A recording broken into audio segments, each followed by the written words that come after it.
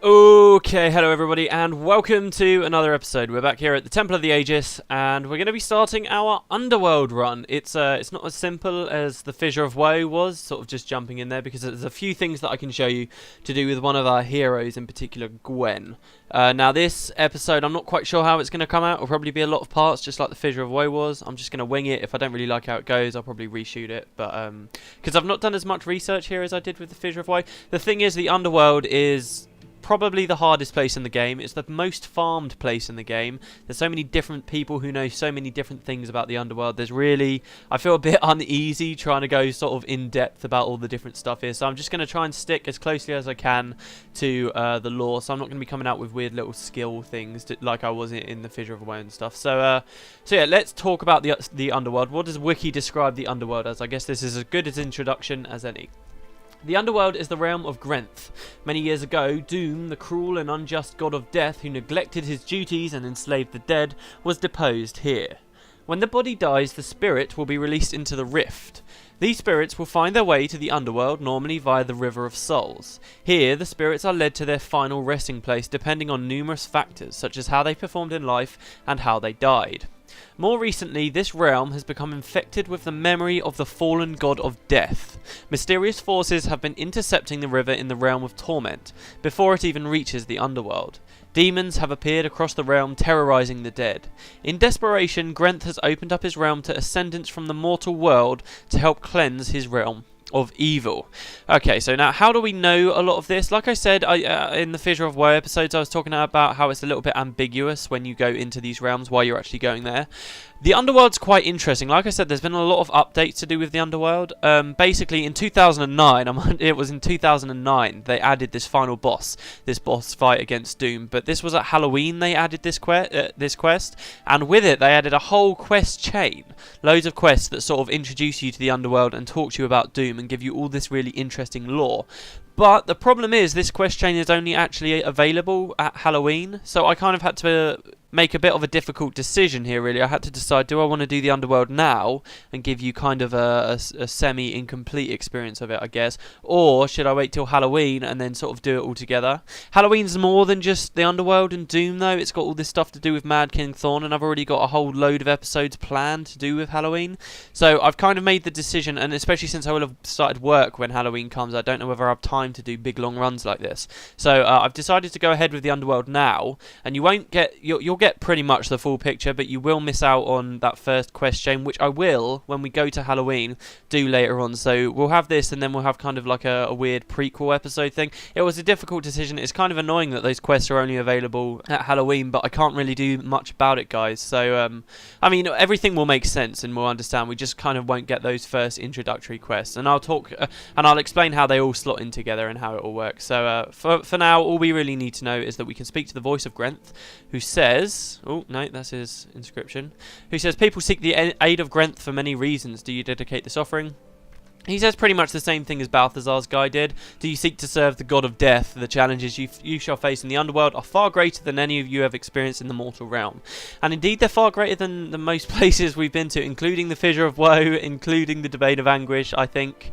I've played it quite a few times now, though, in preparation for this video, so I kind of feel quite confident about just sort of breezing through it. So, well, I said that at foe and we ended up wiping, so we'll see what happens. Anyway, so the first thing I want to do is, this is going to be a little bit weird at the start. We're just going to go in, but we're not actually going to complete it. We're going to speak to someone. So, when the Underworld first came out, there were some spirits you could meet right here at the start, including this lost soul with your first quest. And he's a bit of a death trap, actually. I'll talk about him later. But there are also these spirits back here. There's Renault and Anson, and there's Benton and Sarah.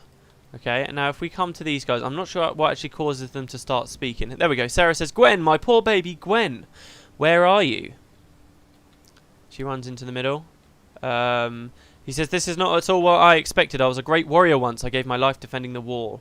Is this my reward? So you get this Sarah woman who starts running around talking to Benton. All the ghosts here, I'm not sure about the lost soul. I think he might be. They all seem to be from Ascalon, and they all seem to have died during the searing. So he says, she says, I'm sorry, did you say something? I'm looking for my daughter. She's just a little girl. Have you seen her? And Benton says, I didn't quite read that, you might have to pause that, but he basically says no. So when this first came out, obviously Gwen was a big mystery. Way before Eye of the North, everybody knew the little girl Gwen, nobody knew what had happened to her. It wasn't for years until Eye of the North came out when we realised what had happened to her. And there'd been this Sarah person, she was one of these clues about the fate of Gwen and that Gwen might be a more important character than you'd at first think. And Sarah was always stood here talking about Gwen. So when Eye of the North came out, they did something quite cool. Let me port back to the Temple of the Aegis. Okay, so I've also swapped over to Peter Redhill here, because the first time you go into the Underworld with Gwen, you get to see a little Easter egg. The other thing to bear in mind here is with this egg, people see it a lot now because mesmers are quite good and everybody likes to use mesmers. Do I actually have the money to get in? Yeah, good. But for a long time, especially when Eye of the North came out, mesmers weren't really that great, and it was quite unheard of for somebody to bring a hero, Gwen, into the Underworld.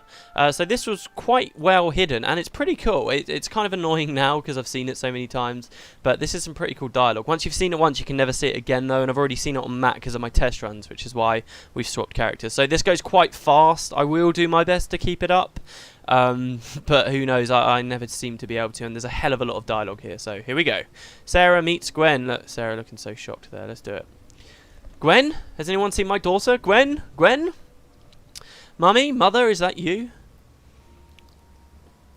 Gwen, oh my, look how you've grown. How many years have passed me by in this place? So yeah, look at that. I already can't keep up. I feared I would never see you again, that you were lost to me forever. Mother, I don't know what to say. I've wanted to see you for so long. I searched everywhere after the searing. I tried to find you. Others survived, so I hoped that somehow... You can actually meet Sarah in pre-searing, by the way. Sarah says, I know I wasn't there for you. I'm so sorry about that. But look at you now. You've become a beautiful young woman. Oh, the years I've missed. There's so much to say. A lifetime of regrets I can never turn into words. And Gwen replies saying, you don't need to regret the words we haven't spoken. Only those we have yet to say. To think that my little carefree daughter, whose head was once so filled with adventures, could say such a thing. Gwen replies, I'm not a little girl anymore, Mother. Those days are lost behind a wall of fire. Your life wasn't easy, was it? I can't even imagine. You were so young, Gwen. Too young to grow up alone in that hellish world. Is it better now? I pray every day that your suffering has ended, that the world has become sane again. The Chara, they still threaten our homes, our people. We fight them even now, so that others will never know the pain we carry in our hearts. We, said Sarah. Yes, we, I and my friends, and many other brave warriors. We do what we can, what must be done. The Char, they took you away from me. They took so much from all of us. I can never forgive that. Never. Oh, Gwen, I know you were hurt, but you can't let wounds from your past guide the decisions that you make in the present. I can't forget what I've lost, Mother. I won't forget you. I'm not asking you to forget. Some things we carry in our hearts always. We all have scars and memories. Tears of loss and laughter from mirths long gone. They're a part of us, but they are not all that we are. We are something greater than the sum of our parts. We can learn and grow. Let your experiences, both good and bad, teach you, guide you, but never let them control you. Mother, this is not a fight I can abandon. Not after all we've lost. I must see this through. I must. No matter how hard you fight, you can never bring those things back, Gwen. They belong to the past now. Your life, you belong to the present. No, to the future. Let me tell you something I learned only after my death. We view this world through eyes cast forwards, so that we can see the future stretching out in front of us, beckoning us onward through our lives. So, if you must, fight for the life you want to lead, for the future you want to live in. If you fight to fix the regrets of the past, you will lose. The past cannot be beaten. As you said, we shouldn't regret the words that we never got a chance to say, or the life that we never got to lead. Live your life, my little girl. That's all a mother wants, all I ever wanted. And Gwen replies, I don't know what to say. I love you. As I love you, your eyes speak the words you cannot say. I know there is something you must do, Gwen. I always knew you would achieve great things. Now I see you before me. I see the kind of person you have become. Strong but willful, caring and empathetic, but so driven. I will worry about you. That is a mother's right, but I won't stop you. Go, do what you must. Just be careful. I will be here, waiting for you to return. When this is all over, I will return, I promise, and, if the gods are just, I shall bring good tidings. But please don't wait for me, Mother. You must move on as well, and you will always be in my heart. Always. That is something I can take with me as I look forward to that future. That bright horizon yet to dawn. I love you, Mommy. Whew, there we go. I'm going to be honest with you guys. I wasn't probably that enthusiastic reading that out. That's because I really don't like that dialogue very much. I haven't mentioned it in the Let's Play yet, but I can't stand Gwen. I'm not going to lie to you guys. I really can't stand Gwen. I find most of the writing about her story sappy and just kind of crap. I get it, they're trying to be emotional here, but at the end of the day, how can we actually feel emotional about this little encounter here when they provide no context at all? They're talking about some bright future or some struggle that Gwen's supposedly having, but it's really, really vague, and it's written to be vague so that it will work no matter what point in the storyline you are. So at the end of the Eye of the North, you can come back here and this story still makes sense. During Eye of the North, you can still be here and it'll make sense. So that's why it's so vague, but it just loses all meaning for me. I don't know. I get what they're trying to do, and I appreciate that they tried to do it, but a lot of what Gwen's like, especially later on, you'll see it. But I'm not going to rant about that now. That's basically that. I'm going to go back to Matt Greenspring now, because if we come back again, there's yet another little bit of hidden dialogue, and then that's when we'll start the big run, I guess.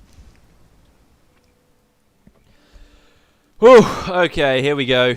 The Underworld. God, how is this going to go? Man, if I have finished this, it will be like a huge relief for me, because to be honest, I've not really been looking forward to doing the Fissure of Woe in the Underworld, because they're just so long, there's so much hassle, but I'm getting a little bit excited now, actually. It's quite fun now that I've beaten Doom quite a few times. Before I started practicing for this episode, I might as well just let you guys know straight away. I'd never actually completely finished the Underworld. I didn't even have it in my Hall of Monuments. I had before it was available, but I'd never actually beaten Doom until very recently. Anyway, sorry. So this is the extra dialogue between Gwen and Sarah. This repeats all the time. This is the annoying bit I was talking about before. So here we go. Sarah says, "Gwen, you've come back to see me, and so soon. Time is difficult to gauge here, but you don't look a day older than the last time I saw you. You're still well and safe. Are you eating enough?" "Mother, please, I'm fine. I'm a woman now, not a little girl. I can take care of myself. This world may be far from perfect, but it will take a lot more than what I've been through to stop me. I would say there are some things about you you'll never outgrow, and no matter what happens, a mother will always worry about her little girl. Okay, I guess I can't ask you to stop worrying about me, but really, I'm doing well. I just wanted to come see you again. I miss you. And are you, my little darling? Come visit me anytime. I cherish these moments." So there we go. That comes up every time, though, and if you're, like, practicing a farm here, it's a pain in the arse because it constantly comes up. But, but yeah. Okay, so the Underworld. Like I said, this place has had a million updates, so you get kind of a real mixed bag here. Some quests are just hilariously easy, like there's an assassin quest that's just ridiculously easy, and some are quests which people consider are the hardest in the game. So we'll see what happens. This is this Lost Soul. I mentioned it very briefly. He's a bit infamous because new people who have never been to the Underworld, basically there's a very steep learning curve here. ArenaNet have been dicks pretty much everywhere in the Underworld. You do something and you're going to get kicked out of the Underworld because some essential guy is going to die and you'll have no idea why, and there's nothing that's going to indicate. Unless you spend ages reading guides or watching videos like I'm doing, you're probably not going to know what's about to come and you're going to get kicked out, and it's very frustrating. This is just the first thing, okay? Most people will come in here and speak to this Lost Soul, so let's do it. "It's odd. I thought after you died that you were sent to the Hall of Judgment so that Grenth could choose your eternal fate. Don't forget, Grenth judges where you go. At first, I was relieved to find myself here instead, but I don't want to be stuck here for an eternity either. I'd like to explore around a bit, but the other side of this chamber is full of those terrible grasping darkness creatures, servants of the Terrorweb demons, if I remember my lore right. One of us tried to go past them, and they struck him down and swallowed his soul. Please, help us. Clear this chamber of phantoms and their Terrorweb masters." Okay, I'll do it. If you accept this quest, like, even the dialogue doesn't really let you know. It just makes it sound like, oh, the quest is to kill these things you can already see on the minimap. It will spawn a crap load more things, and weak teams are probably going to die. So, yeah, this guy's quite infamous because a lot of people just run in and ruin runs straight from the off. And that kind of crap happens constantly in the Underworld. I'm going to grab it anyway because I have a lot of faith in this this build. Again, I mentioned it a lot in the Fissure of Woe. I'm going to mention it here right at the start. This is basically everything I'm doing here I was taught by watching OACjEuiMpNYMvJlrcWNvmMzhJA videos, using his build, stuff like this. I mean, I wasn't a moron before I started doing this, but he helped me out immensely here in the Underworld. So yeah, we're going to get going, and we're going to see what will happen. You might see me doing a little bit of micromanagement here in these episodes. I don't know how bad it will go commentating with it. Generally, it's a bit brainless. There is stuff that I do obviously want to be a little bit careful of. Worried I might die, but I've picked Grenth build. As I said in the Fissure of Woe, we played in the Fissure of Woe as Balthazar, and we're going to play as Grenth here, just, you know, for a little bit of cool RPness. I almost didn't do it. I almost played a different build, a Pious Renewal build, because I had that elite from ages, for like ages, if you remember. And you might even remember in Nightfall I said, oh, it's just it doesn't look like that interesting of a skill. Apparently the only meta dervish build in all of PvE at the moment is using Pious Renewal, which is quite hilarious, shows how much I know. But yeah. Okay, so we're going to come up here. Anyway, I almost used that, but I'm happy enough with this Grenth thing. So I'm using lots of Grenthy skills as well. Not that I have to, but I'm using like Grenth's aura. Basically, I just suck life out of people constantly. I think I'm using Grenth's fingers as well, or I thought I was. Yeah, I am using Grenth's fingers. Basically, you'll see me do a lot of AoE. It's actually quite fun. Yeah, since I've been using all these EFG-Jack stuff, it's actually been kind of brainless and pretty fun. A bit boring. There are some really long quests here that are very boring. Like, as I said, some quests really high intensity. There's a quest called the Four Horsemen, widely regarded one of the hardest quests in the game. Oh look, I got an ectoplasm. Wow. Okay. All right. So as I mentioned in the Fissure of Woe episode, to craft obsidian armor, you need two types of material. You need the obsidian shards, which you get mostly in the Fissure of Woe, and you need globs of ectoplasm, which you get mostly here in the Underworld. There's another place that you can get globs of ectoplasm. You can get them at the Tomb of the Primeval Kings, which is always pretty cool. It's another alternative if you want. It used to be really fun before a big nerf.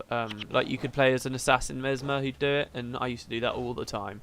Very brainless, very cool little run. But that's kind of been nerfed quite a long time ago now, so I don't really do any of this kind of stuff anymore, but yeah. Alright, so yeah, this first quest, clear the chamber. Basically, just do as it says. You want to clear the chamber, you want to kill these guys that the Spirit was talking about. And he mentioned these things, the Terror Web Masters. The Terror Webs are all over the Underworld. Grenth is having a lot of trouble for fighting off these things, as I mentioned. The plot kind of talks about the River of Souls being dammed and intercepted by Abaddon, so I don't know. In the last episode, I talked about the plot here maybe having taken place after Nightfall's finished, or I really don't know at what point in the timeline this is supposed to happen. I don't really think it matters that much though. But in any case, Grenth is basically having real issues because Doom, the god who he usurped, who was cruel and unjust, and he didn't let people resurrect and stuff like this. We'll get into that as we see it. Basically, he is gaining power. There's this really cool sort of idea here, which, because I haven't done that first quest chain and haven't shown you guys that yet, don't worry, we will see it later on. But basically, that quest chain talks about how every time something in the Underworld dies, Doom gets more power, being a previous god of death. He gets more power, and he's breaking out of a prison that Grenth shackled him in. So you get this really cool thing where the Reapers, who are basically the masters of this domain, along with Grenth, are struggling against Doom's forces, and we have to kill Doom's forces to save the Reapers and help out the Underworld. But in doing so, we're releasing Doom. So you do all these quests, basically, and then the idea is at the end, Doom will come to life. But yeah, okay, so I love this bit, by the way, here that we're about to do. You can get a really nice pull. Fuck it. No, I'm not going to be able to. Oh, yeah. Yes, I am. No. Okay. Come on. Decide what you want to do. But yeah, this corridor's nice. I don't know how much I'm going to talk about gameplay here, because this is one of these areas where if I'm focusing, my commentary is probably going to go on about what I'm focusing on, which means inevitably I'm going to talk more about gameplay than lore. I mean, just from the Fissure of Woe, we already learned, let's be honest, a hell of a lot about this kind of stuff, so I'm just going to pull as many of these guys as I can. Oh yeah, I'm using concepts as well to make things easier for me. Have I been body blocked? I have. Fuck! Damn it. Well, that went terribly. Come on. Go fight them off. Really, shouldn't be too worried here. It's quite cool in the Underworld because some monsters... Here we go. Some monsters are really dangerous against certain types of teams, while others are really weak, and vice versa. It's quite weird. I don't really like frontline characters in this game. I don't know how often I've mentioned that in this Let's Play. So playing as a dervish here, like in a couple of my test runs, I did it on my main a few times, who's a Mesmer, and like it was just like 0 deaths. But playing as a frontliner, like for instance, I've got this skill here, Attacker's Insight, and all it does is let me block basically, and I have to have that. I have to force a defensive skill on my bar, or else I'm going to take shitloads of damage where I'm sort of drawing all the aggro. Anyway, so basically the way that this works, we should probably have killed these first, is you wander around the Underworld, you find these terror webs, who we've now killed, and killing them will release a Reaper. And there's a Reaper for every single region in the Underworld, and every single Reaper will give you a quest. Also, every single Reaper, if they die, you will be kicked out, and there's like 9 Reapers. So unlike the Fissure of Woe, which only had like 2 quests that could instantly kick you out, if a Griffin died, or if the Wailing Lord died, or Rastigan at the start, but that doesn't really count. Oh, I guess it kind of does. But here, every single quest has a chance of kicking you out. It's unbelievable, the difference. So here's the Reaper of the Labyrinth. And finish our first quest, clear the chamber. This area seems safer now. I hope that we will be granted an audience with Grenth soon. May the Lord of Death treat you with mercy while you're in his realm. So basically we're now free to explore. This guy gives us a fair few quests, which can be very confusing to newbies. Here's some Skeletons of Doom, by the way. These guys were added in the update where Doom was added as well himself. Basically, they were all added, really. A lot of the updates that happened when Doom was added, people were doing something called speed clearing here in the Underworld, where, so say there's 9 areas here. I'm not 100% sure on the specifics because I've never really done it, but basically the idea is you have every person split off and solo each of the areas, which is a really cool concept if you ask me. But the problem was people were completing the Underworld far too fast. Like, people were doing it in like 20 minutes and stuff really, really quickly, and just getting way too much stuff. So ArenaNet turned around, and basically this is how it's been the whole history of Guild Wars. ArenaNet's been turning around in the Underworld, where people love to farm because of how rare the Ectos are. And they've been saying, oh no, we're going to nerf it. So one of the earliest things they ever did was they added these monsters you might have already seen, these nightmares, and they pop up out of nowhere, and just a few wand hits will kill them, but they will strip all enchantments from you. And they were originally added to the game to discourage monk tanks. And now the same kind of thing happened again in 2009 with these Skeletons of Doom.